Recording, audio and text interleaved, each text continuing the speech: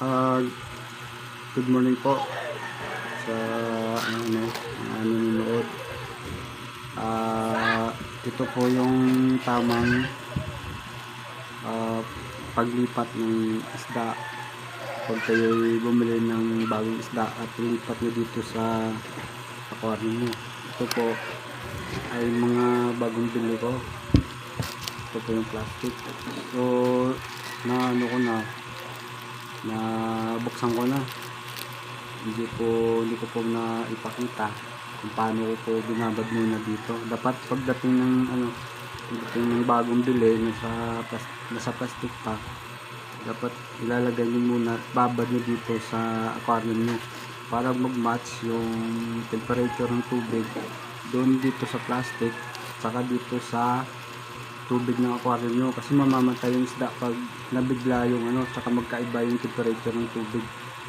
Mabibigla yan tsaka mamamatay pagka sinalo nyo kagad, binuksan nyo to tsaka nirelease nyo yung mga isda dito, yung mga bagong bili. Mamamatay po yan kasi maninibago po yan sa temperatura ng tubig.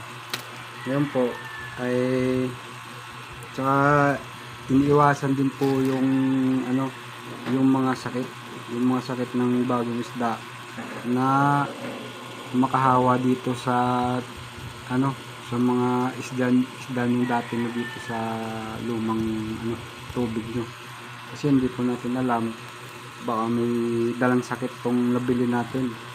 Kaya yung ginagawa ko, ito po yung gamit ko, yung methylene blue.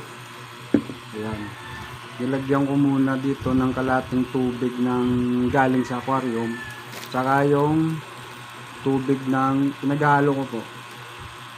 Pagka galing ng plastic dito, nilibabad din ng mga 20 minutes. Tapos lalagay ko dito, tapos haluan ko ng tubig ko galing dito sa aquarium ko para mag-match yung temperatura ng tubig dito at ito. Ngayon pwede namang lalagyan mo muna si dyan, saka hindi mo na kailangan ng temperature instrument o temperature gauge.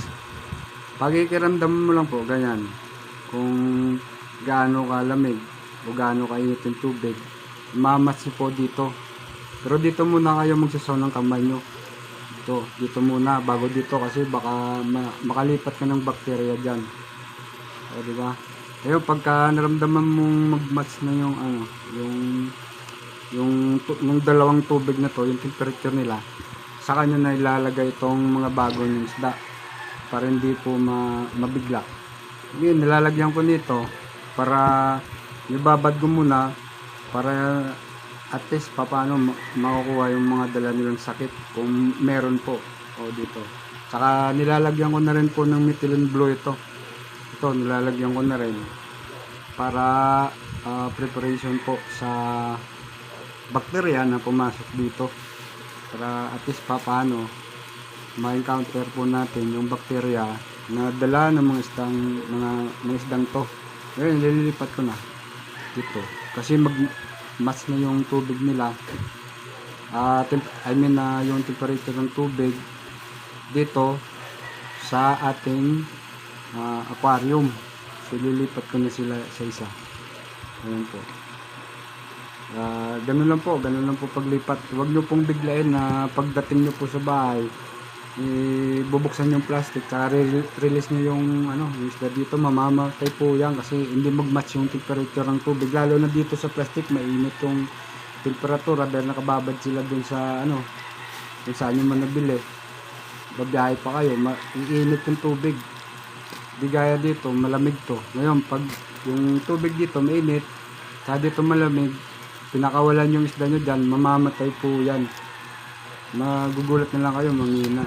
Yun lang po yung may share ko kung paano maglipat ng isda, yung bagong isda sa aquarium nyo.